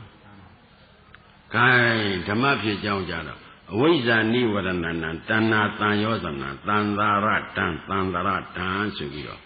မလာဘူးလားခင်ဗျားတို့စဉ်းစားကြည့်အဝိဇ္ဇာမူလကြောင့်ဟောဒီပြစ္ဆုတ်ပံခန္ဓာဖြစ်တာအဝိဇ္ဇာပစ္စယပုံညာပိသင်္ခါရလည်းပါတယ်ဗျာကုသိုလ်အကုသိုလ်ဆိုတော့အပုံညာပိသင်္ခါရအောင်မပါဘူးလားတို့တော့ကျတို့သုဂတိရောက်တယ်ဆိုတာကုသိုလ်ကြောင့်ရောက်တာပေါ့ဗျာဟုတ်တယ်မဟုတ်လားတို့တော့နိဗ္ဗာန်ရောက်နေတဲ့ကုသိုလ်ဖြစ်냐တော့လေဒီအဝိဇ္ဇာအုပ်ချုပ်တဲ့ကုသိုလ်ကကိုင်းတခြားလားသမုဒယသစ္စာလားသမုဒယသစ္စာကဒုက္ခသစ္စာပဲကျေစုပြုနိုင်မယ်နိရောဓသစ္စာကျေစုမပြုနိုင်ဘူးသစ္စာဆိုတာမဖောက်မပြန်မှန်ကန်တဲ့တရားကိုဒါဖြင့်အဝိဇ္ဇာဥသိပြီးလှုပ်တဲ့ကုသိုလ်သင်္ခါရမှန်သမျှတခြားလားသမုဒယသစ္စာဟောအတိတ်ကြောင့်တလွားတဲ့လွန်နေပြီးတော့အတိတ်ကာလကဘုန်းကြီးတို့တရားဓမ္မလေလူဖြစ်တဲ့နတ်ဖြစ်တဲ့ဗြဟ္မာဖြစ်တဲ့ဆိုတာသမုဒိသစ္စာပြောတာခန္ဓာရတဲ့အထဲမှာအဝိဇ္ဇာဥသိနေဥမရှိဘူးလားသိလားအဝိဇ္ဇာဥသိလို့အဝိဇ္ဇာပစ္စယသင်္ခါရအလုံးလောက်တာกว่าသင်္ခါရအလုံးဆိုတာခန္ဓာရာကြောင့်ကျိုးစားတာပေါ့ဗျာလူပြည်နတ်ပြည်ရောက်ကြောင်းလောက်တဲ့ပုံညာပိသင်္ခါရနိဗ္ဗာန်ရောက်ကြောင်းကြတော့ပဲအဝိဇ္ဇာကဘယ်သိမလဲဒါကြောင့်သိကောင်းတာမသိကောင်းတာသိတယ်ဆိုတော့သိကောင်းတဲ့နိဗ္ဗာန်ရောက်ကြောင်းလမ်းကြတော့ तू မသိဘူးမသိကောင်းတဲ့လူပြည်နတ်ပြည်ဗြဟ္မာပြည်ရောက်ကြောင်းကြတော့ तू သိတယ်ဘာမှမသိဘူးလို့မယူနဲ့ဟိသိကောင်းတဲ့သစ္စာလေးပါးတာမသိတယ်မသိကောင်းတဲ့လူပြည်နတ်ပြည်ဗြဟ္မာပြည်ရောက်ကြောင်းကြတော့ तू မသိဘူးလားသိလားဒီတစ်ပတ်ကနောက်ဆုံးပတ်ဖြစ်တော့ပိုးပြီးရှင်းအောင်အေးရှင်းနဲ့အခြေအမြစ်ကိုပိုင်းနိုင်ညာနဲ့မှသိမ့်ပိုင်နေအောင်ကျေးဇူးပြုတယ်နော်ဟုတ်လားအဝိဇ္ဇာကိန်းရင်ဟောဒီသင်္ခါရအလုံးကဒါဓမ္မနေရာမှာဓမ္မနေတာဒါကိုလိုကြီးလေးသိခြင်းတဲ့ကဘာသိပါရမီ7ပါးအပြား30စွန်ကြီး5ပါးနဲ့စီးဘူးလို့ရတဲ့သဗ္ဗိတဉာဏ်တော်ကြီးနဲ့ဟောခဲ့တာတို့စောရကမတက်နဲ့အဝိဇ္ဇာကိန်းတဲ့ပုဂ္ဂိုလ်ဟာသိကောင်းတဲ့သစ္စာလေးပါတော့မသိဘူးမသိကောင်းတဲ့လူပြည်နတ်ပြည်ဗြဟ္မာပြည်ရောက်ကြောင်းကြတာမလုပ်ဘူးလားပုံညာပိသင်္ခါရဆိုတာလူပြည်ရောက်ကြောင်းနတ်ပြည်ရောက်ကြောင်းအာနိဇာပိသင်္ခါရဆိုတာဗြဟ္မာပြည်ရောက်ကြောင်းအပုံညာပိသင်္ခါရဆိုတာအပေလေးပါးရောက်ကြောင်းခန္ဓာဖြစ်ကြောင်းမူလအဝိဇ္ဇာနဲ့တဏှာပဲဆိုမူလနှစ်ဖြာဆိုပြီးမပြဘူးလားဒါဖြင့်ပြစ္ဆုတ်ပံခန္ဓာဖြစ်ကြောင်းမူလဘ누구ကောင်းဆောင်ဒီပြစ္ဆုတ်ပံမှာကိုင်းခမရတို့ဒီတဏှာမပယ်နိုင်ရင်တဏှာဥပါဒံကံလာရင်ကာမဘဝလာရင်အနာဂတ်ဇာတိမရဘူးလားရပါဒါဖြင့်အနာဂတ်ခန္ဓာဖြစ်ကြောင်းမူလဘ누구တို့ဒါကြောင့်ရည်သောမြဲခန္ဓာဖြစ်ကြောင်းရည်သောမြဲအဝိဇ္ဇာနဲ့တဏှာกว่าအဝိဇ္ဇာနိဝရဏနဲ့တဏှာတန်ရောဇနာလို့ဘုရားကအထေအစတော့ရှားမတည်ဘူးကွာဓမ္မဖြစ်ကြောင်းစတော့ငါသိပါတယ်ကွာအဝိဇ္ဇာနဲ့တဏှာပါဆိုတခါတည်းဒီဆရာဝိုင်းထဲမှာခင်ဗျားတို့ဒါခန္ဓာဖြစ်ကြောင်းရည်သောမြဲဒီအတိတ်ကဖြစ်ခဲ့တဲ့ဖြစ်ကြောင်းရှင်းတော့တန်စရာမသိဘူးလားပုဂ္ဂိုလ်လားဓမ္မလားဓမ္မကတည်ထောင်တာဖြစ်ရင်ဓမ္မကတည်ထောင်ဓမ္မပဲဖြစ်ရမှာပေါ့သူမျိုးစီကသူ့အပင်ဖြစ်မှာပေါ့တရားမျိုးစီကတရားသိမှာပေါ့ဒါဗိဇနိယမှာကလပဲမျိုးစီကကလပဲသိမှာပေါ့စဘာမျိုးစီကစဘာသိမှာပေါ့ကလပဲမျိုးစီကစဘာသိအောင်လုပ်လို့လည်းမရဘူးဘလောက်သိပ္ပံတိုးတက်မရဘူးဗိဇနိယမှာဘူးရစဘာမျိုးစီလည်းကလပဲသိအောင်လုပ်လို့ရပါမလားမရဘူးဒါဗိဇနိယမှာဒါကြောင့်ကမ္မနိယမှာဓမ္မနိယမှာဥဒုနိယမှာခုဓမ္မနိယမှာအဝိဇ္ဇာကိရင်အဝိဇ္ဇာပစ္စယဘာသစ္စာတော့သမုဒယသစ္စာလုံးတယ်ဘယ်နိရောဓသစ္စာရမလဲဗျမရတာကိုကြည်ပါဠိတော်ကသင်္ခါရပစ္စယဝိညာဏဆိုတော့ပရိစ္ဆေရီနေလူဘဝပရိစ္ဆေရီမနေပဲနဲ့ခမရတို့ပြင်မဲ့ရောက်လာတာလားပရိစ္ဆေရီနေပြီးမှရောက်ခဲ့တာဒါဖြင့်သင်္ခါရပစ္စယဝိညာဏဆိုတော့ဝိဇ္ဇာဥရှိတဲ့ကမ္မန်လည်းများပရိစ္ဆေရီအကျိုးပေးတယ်ဆိုတော့ဇာတိပိဘာသစ္စာဒါပရိစ္ဆေရီနေတဲ့ပုဂ္ဂိုလ်မှာလူလားနတ်လားဗြဟ္မာလားပုဂ္ဂိုလ်တ attva လားမေးနေမှာလို့ဝိညာဏပစ္စယပါတယ်တော့နာယုံဗျာခင်ဗျားတို့ပရိစ္ဆေရီနေတာပြင်မဲ့ရောက်မှဒီပုံနာယောက်ျားဒီပုံနာမိန်းမသမုဒိသစ္စာနဲ့သမုဒ္ဒါအမှန်ကနာယုတ်ပဲရှိတယ်နာယုတ်ရှိတဲ့ပုဂ္ဂိုလ်ကနာမရူပပစ္စယပါတော့သာရယရဏဆိုတော့သက္ခုသောတာကာဏဇေဝကာယမန ညာမှာလို့ပြောတော့မျက်စိကြည့်နားကြည့်နှာခေါင်းကြည့်လျှာကြည့်ကိုယ်ကြည့်စိတ်အတွင်းအာယတနာ6ပါးပေါ့ဗျာ။ကိုင်းမျက်စိနဲ့ဆင်းနဲ့တွေ့တာဟောစက္ခုတံဖတ်တာနားနဲ့သံနဲ့တွေ့တာကသောတတံဖတ်တာလျှာနဲ့အရသာနဲ့တွေ့တာကဇိဝတံဖတ်တာကာယနဲ့ဖုဒ္ဓဘာနဲ့တွေ့တာကာယတံဖတ်တာဟောနှာခေါင်းနဲ့အနတ်နဲ့တွေ့တာကာဏတံဖတ်တာစိတ်နဲ့ဘုရားတော်ကပြောဓမ္မယုံနဲ့တွေ့တာကမနောတံဖတ်တာဟောဖတ်တာ6မျိုးမလားဘူးလားဖတ်တာပစ္စယဝိဒနာဆိုတာခံစားတာယောက်ျားလည်းမဟုတ်မိန်းမလည်းမဟုတ်လူနာပြမှာပုဂ္ဂိုလ်သတ္တဝါလည်းမဟုတ်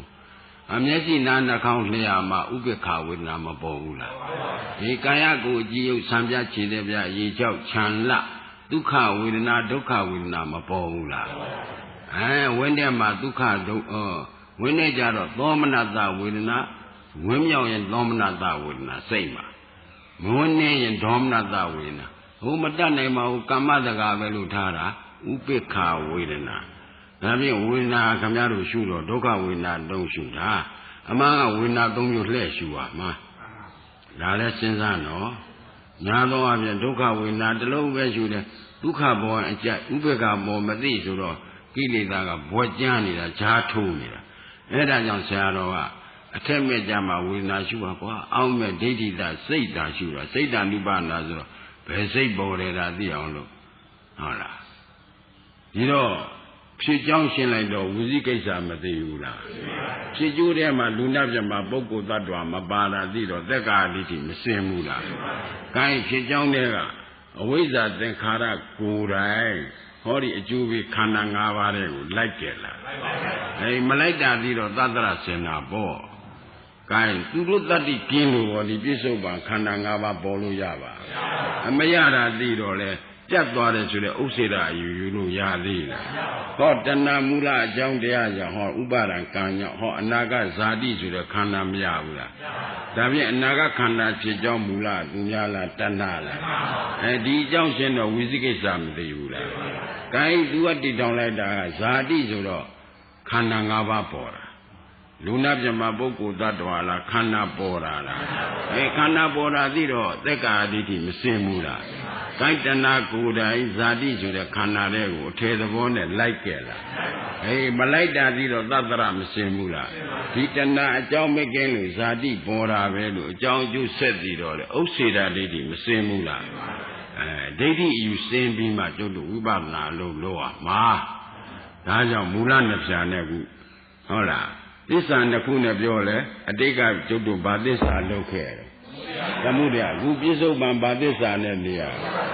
ဒုက္ခသစ္စာတွေကခင်ဗျားတို့ဗာသစ္စာပြန်ကျူးစားတယ်သမုဒယသစ္စာကျူးစားရင်ဗာသစ္စာရဒုက္ခသစ္စာတွေကဗာသစ္စာပြန်ပေါ်ဒါကြောင့်အဝိုင်းကြီးပြေးလိမ့်မယ်တန်တရားရှိတာမဟုတ်ဘူးအဝိုင်းကြီးပြေးနေတာအဲဒီတော့ဒီအကြောင်းကျိုးတွေရှင်းလိုက်တော့သမုဒယသစ္စာအကြောင်းပေါ်မှာရှင်းတော့ဝိသိကိစ္စသိတယ်ဟောပြစ္ဆုတ်ပံအကျိုးဒုက္ခသစ္စာထဲမှာပုဂ္ဂိုလ်တ attva စိတ်သုံးတဲ့သဘောကိုညာနဲ့ဆုံးဖြတ်နိုင်တော့သက်္ကာဒိဋ္ဌိမသိဘူးလားအကြောင်းသမုဒယသစ္စာပြီးအကျိုးဒုက္ခသစ္စာတွေကိုအထေသဘောနဲ့လိုက်ကြလားမလိုက်တာပြီးတော့သတ္တရဒိဋ္ဌိမစင်ဘူးလားကံသမုဒယသစ္စာကကျေစုမပြုဘဲနဲ့ဟောဒီအကျိုးဒုက္ခသစ္စာပေါ်လို့ရရလားဒါဖြင့်ပြတ်သွားတာလားတဲ့တတ္တိသဘောတော့ကျေစုပြုတာလားတတ္တိသဘောကျေစုပြုပုံသိတော့လေဥစ္စေရဒိဋ္ဌိမစင်ဘူးလားဟောဒါညာတပရိညာဒါဆရာတော်ကသူ့ကိစ္စရှိတဲ့အတိုင်းပြောပြီးတော့ခိုင်ဝိပဿနာရှုဖို့ရကြတော့ခမများတို့ဒီ35-40လုံးရသန္တံပုံဟံနမိတ်အလေးချိန်ရှိတဲ့ခန္ဓာကြီးရှုရမှာမဟုတ်ဘူးဗျဟောမျက်စိနဲ့အချင်းနဲ့တိုက်တဲ့တွင်မြင်စိတ်ပေါ်မယ်နားနဲ့အသံနဲ့တိုက်တဲ့အချိန်ကြားစိတ်ပေါ်မယ်နှာခေါင်းနဲ့အနံ့နဲ့တိုက်တဲ့အချိန်နံသိစိတ်ပေါ်မယ်လျှာနဲ့အရာသာနဲ့တွေ့တဲ့အချိန်သာတိစိတ်ပေါ်မယ်ဟောကိုယ်နဲ့အတွေ့အထိနဲ့တွေ့ရင်ခံစားတဲ့စိတ်မခံစားတဲ့စိတ်ပေါ်မယ်စိတ်နဲ့တွေ့ကြအာယုံနဲ့တိုက်ဆိုင်ရင်ဝင်စားတဲ့စိတ်ဝင်နေတဲ့စိတ်ကာမတက္ကထားတဲ့စိတ်ဒါကြောင့်အပြည့်ဧည့်တဲ့9ယောက်လို့လည်းခေါ်တယ်6ယောက်လို့လည်းခေါ်တယ်အတွင်းဧည့်တဲ့ကတော့9ယောက်ပဲလောဘစိတ်ဒေါသစိတ်မောဟစိတ်အလောဘအဒေါသဒါမရှိရင်ဘာရှိလဲ ခရတို့သစ္စာလင်ကိုထွက်အောင်အားထုတ်တဲ့စိတ်လင်ကိုပြန်သွင်းအောင်အားထုတ်တဲ့စိတ်ကမနှောမှာပေါ်တယ်ခမရတို့သမာဓိထီတောင်းတော့နာသီးပြားထိသိထွက်တိုင်းဝင်တိုင်းလေးသိနေရအဲ့ဒီလိုသိနေရင်သမာဓိတည်လာတော့သမာဓိတော်ယထာဘုဒ္ဓံပဇာနာတိလို့သံယုတ်ပါဠိတော်တို့အင်္ဂုတ္တပါဠိတော်တို့မှာလာတော့သမာဓိတည်မှကွာဟုတ်တိုင်းမှဆိုကိုယ်ခန္ဓာရှိကိုကိုယ်ညာနဲ့သိမယ်ဆိုတာဒီကသမာဓိတည်လာကိုယ်ဘောကရားနေနာတယ်ကျင်းတယ်မလားဘူးလားပေါ်တတ်တဲ့ပေါ်ဗျာအဲ့တော့အဲ့လိုပေါ်တဲ့အချိန်ဓာဖြုတ်လိုက်ထွက်တာဒီဝနာတိဖြုတ်ပြီးဩဒါခန္ဓာပေါ်တယ်ကာယပေါ်မှာဟုတ်လားသူအကြောင်းတိုက်ဆိုင်သလိုမူညာနာနဲ့တွေ့တော့ခံစားတဲ့စိတ်ပေါ့ဉာဏ်နာနဲ့တွေ့တော့မခံစားတဲ့စိတ်ပေါ့ကိုယ်ကအလေးချိန်နဲ့အပေါ်ကအလေးချိန်နဲ့အောက်ကအမာဒနဲ့ဆိုတော့ဒီမှာအထိနာတဲ့အပိုင်းမှာမခံစားတဲ့သဘောကျင်တဲ့သဘောနားတဲ့သဘောအောင့်တဲ့သဘောတွေကမပေါ်ဘူးလားပေါ်အဲဒီကြတော့ထွက်တာစီဝနာစီဖြုတ်ပြီးအဲ့ဒီအမူအရာလေးကြည့်ရမှာခင်ဗျားတို့နားတဲ့အမူအရာကလုံးလားပြားလားရှည်လားလို့ပုံသဏ္ဍာန်ပြစရာရှိရတာအဲဒီနားတဲ့သဘောကတော့ရှိတာအမှန်ပဲဒါသေချာစဉ်းစားနော်ဒါပြစ္ဆုတ်ပံချိန်သားကအခုမွေးပြီးအခုသေးတဲ့ခန္ဓာခုဘယ်နှခုနှစ်မွေးတယ်ဆိုတာသူများမှတန်းတုံးလားကိုသေးတော့လေကိုသေးတာကိုမသိပါဘူးတဲ့ဟိုသုံးတန်ရောက်တော့မှဟိုကြောက်ပြားလေးသွားကတာဘယ်နှခုနှစ်ကသေးတယ်ဆိုသူများကတာကိုယ့်ဟာကိုသိတာမှမဟုတ်ဖ ೇನೆ အဲ့ဒါကသမုဒိသစ္စာအသိခုပရမတ္ထသစ္စာအသိကတတ္တဝါတို့မြည်ပြီးနှစ်စိမ့်နဲ့ရှင်ပါလားတစ်စိမ့်နဲ့ရှင်ပါလားဒါဖြင့်ဟောကာယဒွါယမှာနာတဲ့စိတ်ပေါ်တဲ့အချိန်ညာမပေါ်သေးဘူးဗျကာယဒွါယကနာတယ်ကျင်တယ်အောင့်တယ်ပေါ်လာတဲ့အချိန်မှာဒီကညာကမပေါ်သေးဘူးသူကနာကျင်ပြီးတော့မှဒီကဟာနာတယ်ကာယဒွါယပေါ်မှာမခံစားတဲ့စိတ်ပေါ်တယ်ဒါသိနေအဲ့ဒီမခံစားတဲ့စိတ်ကလေးကိုသမာဓိနဲ့စိုက်ပြီးတော့ဘယ်လိုလို့ဆိုတာအကဲခတ်တော့တူးနာတယ်ဆိုတာလည်းရှိခြင်းရှိမယ်ရော့သွားတယ်ဆိုတာလည်းမရှိဘူးလားရှိဘူးတိုးလာတယ်ဆိုတော့အရင်အနာချုပ်လို့နောက်အနာလက်ပေါ်တာရော့သွားတယ်ဆိုတော့လည်းအရင်အနာချုပ်လို့နောက်အနာပေါ်တာဒါအရင်အနာချုပ်တာကသူများသေးတာလားကိုယ်သေးတာလားဒါကြောင့်ကိုယ်သေးကိုမြင်တာဝိပဿနာလို့ဆရာတော်ဟောတာဒီတော့ဒီခန္ဓာတွေကဘာပေါ်ဒီခမည်းတော်ဟောဒီနာယုတ်တလိုက်နာဖတ်တဝေဒနာပေါင်းလိုက်ရင်ဒါခန္ဓာ၅ပါးကိုဗျဒီမနာယရဏဆိုတဲ့သလာယရဏတွေကစိတ်တ ानु ပါဒနာဆရာတော်ကပေးတာအဲ့ဒီအပြင်းဧည့်တယ်ကွာအတွင်းဧည့်တယ်အိမ်တယ်ပင်နိုင်ထားပြီးတော့အပြင်းဧည့်တယ်ပေါ်အပြင်းဧည့်တယ်လိုက်အတွင်းဧည့်တယ်ပေါ်ရင်အတွင်းဧည့်တယ်ခန္ဓာပေါ်တယ်ဓမ္မပေါ်တယ်လို့သိပြီးတော့သူ့သာရတဲ့တဏှာရောလာသေးလားသူ့ပြမတဲ့ဒေါသအဆုံးကနေပတ်မှာရောလာသေးလားခန္ဓာပေါ်တာသိတော့မောဟဆိုတဲ့အဝိဇ္ဇာရောလာသေးလားဒါဖြင့်လောဘဒေါသမောဟချုပ်မချုပ်ခန္ဓာပေါ်တာသိတဲ့အချိန်ချုပ်တယ်မသိရင်ခင်ဗျားတို့လောဘနဲ့လည်းဆက်မယ်ဒေါသနဲ့လည်းဆက်ခြင်းဆက်မယ်မောဟနဲ့လည်းဆက်ခြင်းဆက်မယ်ပရိစ္ဆသမုပ္ပါဆက်လန်းသွားမှာဆက်လန်းသွားရင်တော့ဒုက္ခခန္ဓာသာသမုဒယောဟောတိကိုင်းဖြတ်လန်းကိုခန္ဓာနောက်ကမက်လိုက်ရင်ခန္ဓာပေါ်တယ်လို့ပဲသိအောင်ခန္ဓာကဖြည့်ပြီးပြတ်တဲ့သဘောကိုသာထားအောင်ခင်ဗျားတို့ဖြည့်ပြီးပြတ်တဲ့သဘောလို့ပေါ်လျောင်းကျေးဇူးပြုပါခန္ဓာသိတော့ပေါ်တာကကာယဒွါယသိတာကမနောဒွါယတတ္တဝါတို့မြည်ပြီးနှစ်စိတ်နဲ့ရှင်တာလားတစ်စိတ်နဲ့ရှင်တာဧကစိတ်တာသမာယုတ်တာလို့ပါဠိတော်မှာလားကာယဒွါယနဲ့ရှင်းနေတဲ့အချိန်တုန်းကကိုယ်ပေါ်မှာနာတယ်ကျင်တယ်အောင့်တယ်ကြိုက်တယ်ခဲတယ်ပေါ်တဲ့အချိန်ကဒီကညာမပေါ်သေးဘူးဗျကာယဒွါယနဲ့လက်ရှင်တယ်ဒီကအကဲခတ်လိုက်ပါဆိုတော့ဒီကဝင်းတဲ့မဲ့ကျင်ကိန်းတော့သူရှိသေးလားပရမတ်နာတော့မရှိဘူးနောက်နာတော့ရှိမှာပေါ့ဗျာတန်တတိကဆက်နေတာဒါသီးသီးခြားခြားပုံစံနဲ့ပြတယ်ပရမကာယဒွါယပေါ်တယ်နာတယ်ကျင်တယ်အောင့်တယ်ဆိုတော့ခန္ဓာပေါ်တယ်လို့သိတာကကာယဒွါယသိတာလားမနောဒွါယသိတာသူရှင်းနေတော့ဒီကညာမပေါ်သေးဘူးဒီကညာနဲ့အကဲခတ်လိုက်ပါဆိုတဲ့အချိန်ကျဒီကာယဒွါယကနာတဲ့ကျင်တဲ့သဘောကမူလသဘောလားနောက်အစားထိုးတဲ့သဘောလားအသစ်ပေါ်တယ် အသိပေါ်လေဆိုတာအဟောင်းချုပ်လို့အသိပေါ်တာပေါ့အဟောင်းမချုပ်ပဲနဲ့အတိတ်ကပေါ်လို့ရပါဒါဖြင့်အဲ့ဒါအဟောင်းချုပ်တာသိတာသူများသိတာလားကိုသိတာလားခဏိကမရဏဟုစန့်စန့်ကြီးသုတ်တံပိုးရမယ်သမုဒိမရဏသွားမကြည့်နဲ့ဒါမမြင်ဘူးဒီစီမျိုးကခင်ဗျားတို့မရဏနုတ်တိသမထသမားတွေပြောတာကုဇာက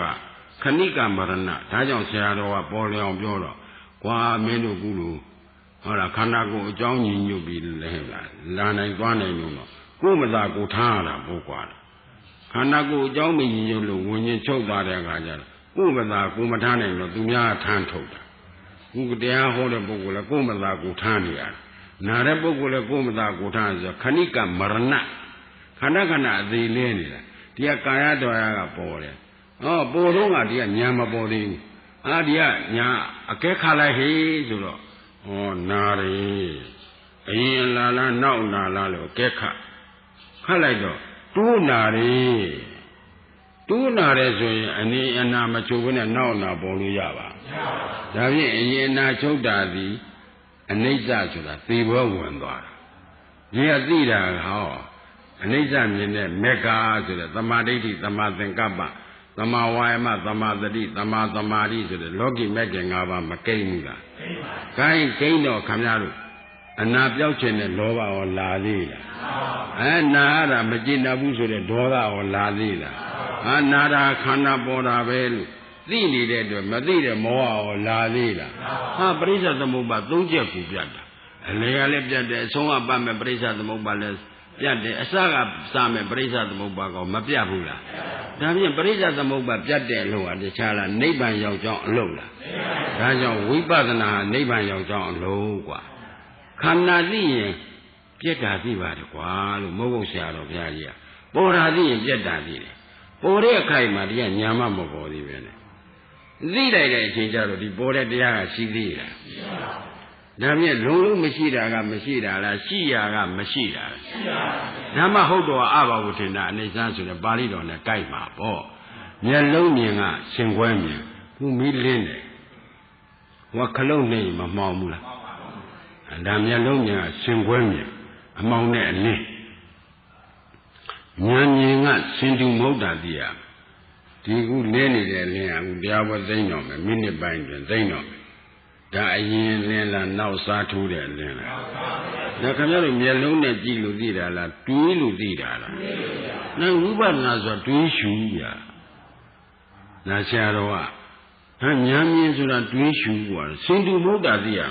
နာတော့နာတယ်အရင်နာမဟုတ်ဘူးဒါအသိဆိုတဲ့အဟောင်းချုပ်ပြီးအဲ့ဒါဖြစ်ပြဲဟိုကောင်းကင်ကဇီးကွက်ကိုတော့ဘာငယ်တုံးလို့မျိုးခန္ဓာကလည်းဖြစ်ပြဲပြတယ်ကိုယ်ကလည်းမမြင်ဘူးဆိုတော့ဇုံလုံးကမ်းဖြစ်နေမနာနဲ့နော်ဇုံလုံးကမ်းဆိုတာတခြားလားအဝိဇ္ဇာလားအဝိဇ္ဇာကင်းရင်သိကောင်းတာမသိတော့ဘူးမသိကောင်းတာသိတော့ငါယာနာတွေထားနေဘာများဖြစ်ချင်လို့ဟောငါယာနာတွေထားလာတယ်ဆိုတဲ့ကောတက်ကာအဋ္ဌိကဝင်လာတယ်ဟိုခန္ဓာကသူကိစ္စကသူပြောမှာဟုတ်လားသူအကြောင်းတိုက်ဆိုင်သူပေါ်မှာပေါ့ဟိုဆိုပါပေါ်ထိုင်းနေရင်ခင်ဗျားတို့ဒုက္ခပေါ်မှာပေါ့ဥကြမ်းမြေမော်ထိုင်တော့အပေါ်က၄ချိန်နဲ့အောက်ကမာဒနဲ့အထိနာတဲ့ဘက်မှာတခါလဲကျင်းနေနာတယ်အောက်နေမလာဘူးလားလာ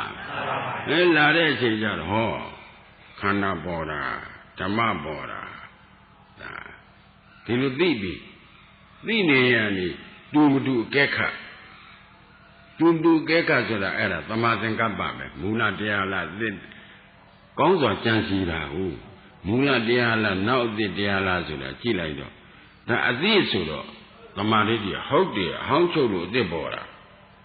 သမာဓိတရားဆုံးဖြတ်တာဟိုမျက်လုံးမွဲတဲ့မျက်မှန်တာလို့မြင်တာကတော့မျက်မှန်မြင်တာမဟုတ်မျက်လုံးကမြင်တာသို့တော့မျက်မှန်အကူကြီးကောင်းမှဟိုမှာရှင်းရှင်းလင်းလင်းပိုင်ပိုင်နိုင်နိုင်ကြီးကြီးလင်းလင်းမြင်တယ်လို့ဒီမှာလဲသမာဓိတိဆုံးဖြတ်ဖို့ရသမာသင်္ကပ္ပကဒါအသစ်ပြခင်ဗျမူလမြင်တဲ့တရားမဟုတ်ဘူးအဟောင်းချုပ်လို့အသစ်ပေါ်တာဆိုတာသမာဓိတိကဆုံးဖြတ်တော့တာအဲ့ဒါဖြစ်ပြပဲခင်ဗျားတို့ပရိစိတ်တို့အနိစ္စဒီလိုမလုပ်လို့မရဘူးနော်ခန္ဓာကိုစောင့်ပြီးကဲခါတစ်ချက်မြင်ရင်အသက်တရားနေရတယ်ဒီတစ်ချိန်ကမြတ်တယ်လို့ဘုရားဟောထားတယ်ဓမ္မပဒမှာ Yosa wata tatansi abadando udayabyan ikan ziwidantiyo patado udayabyan hotaro. Hey, the genius was at the area, the genius yet. At the area, we are Nira go, Tanana Nira go. Taku the Gumilado ho, Amandi daughter, always a Machopula. Can go the Timata Tanya Baga. Matanya Danavira Boya. Tanya Psibi, me, hey, go the Gumian, Yata Budanya, but you might lay no meow, Mekanaji. ဘယ်လိုကောင်းစားလိမ့်မယ်ဘာဖြစ်လိမ့်မယ်ညာဖြစ်လိမ့်မယ်ပြောချင်တာပြောဖြစ်ပြီးပြက်မှာပဲဆိုတာသိနေတော့ဟောသူကသမုဒိသစ္စာအနေနဲ့ပြောတာခန္ဓာကသူလမ်းစဉ်တိုင်းသူသွားမှာပဲဟိုတထေကြီးဖြစ်လဲဖြစ်ပြီးစကြဝဠာမင်းကြီးဖြစ်လဲဖြစ်ပြီးပြက်မှာပဲဖြစ်ပြီးတည်တာလောကထဲမှာမရှိဟုတ်တယ်မဟုတ်လားအဲ့ဒီတော့ဒီဖြစ်ပြက်မြင်ဓာထဗုဒ္ဓညာမြင်မှများရင်ဒီခန္ဓာပေါ်မှာညှင်းငွေတာခဏခဏမဟုတ်လားမွေးလိုက်သေးလိုက်မွေးလိုက်သေးလိုက်ဆိုတော့ဩဘာမှချင်းကြီးပဲဘာမှကျေးဇူးမများတဲ့ခန္ဓာပဲလေသိလာရင်ဒီခန္ဓာစွန့်ရင်တဲ့ဉာဏ်ပေါ်လာစွန့်ရင်တဲ့ဉာဏ်ပေါ်လာတော့ဒုက္ခသက်သက်ဒုက္ခမရောမဆွဲဆိုတာ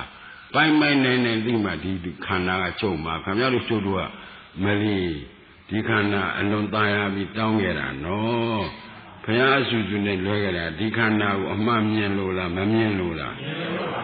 ခန္ဓာမှမြင်ခန္ဓာပြောတာသိမှာပေါ့ဗျာစားရက်ကြည့်တော့ချိုတယ်ပြောသလားငန်းတယ်ပြောတာ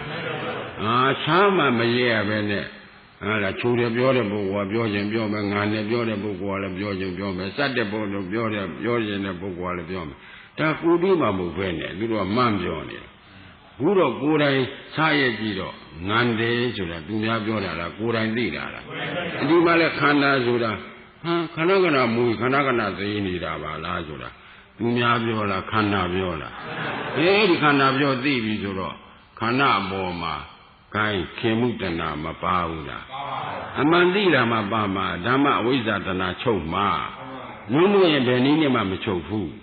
သူ့အစဉ်နဲ့သူချုပ်မှာပထမမဲ့က၄ပိုင်းတစ်ပိုင်းချုပ်မယ်ဒုတိယမဲ့က2ပိုင်းတစ်ပိုင်းတတိယမဲ့ကျတော့၄ပိုင်း၃ပိုင်းသရုပ်ဓာမဲ့ကျမှဆင်းသွားမှာနော်မဲ့လေးတံဘူလေးတံနဲ့ကိုသမှာရှင်းလားခိုင်းရှင်းလဲရှင်းပြီနိုင်လဲစီပြီတော့ကြအောင်စို့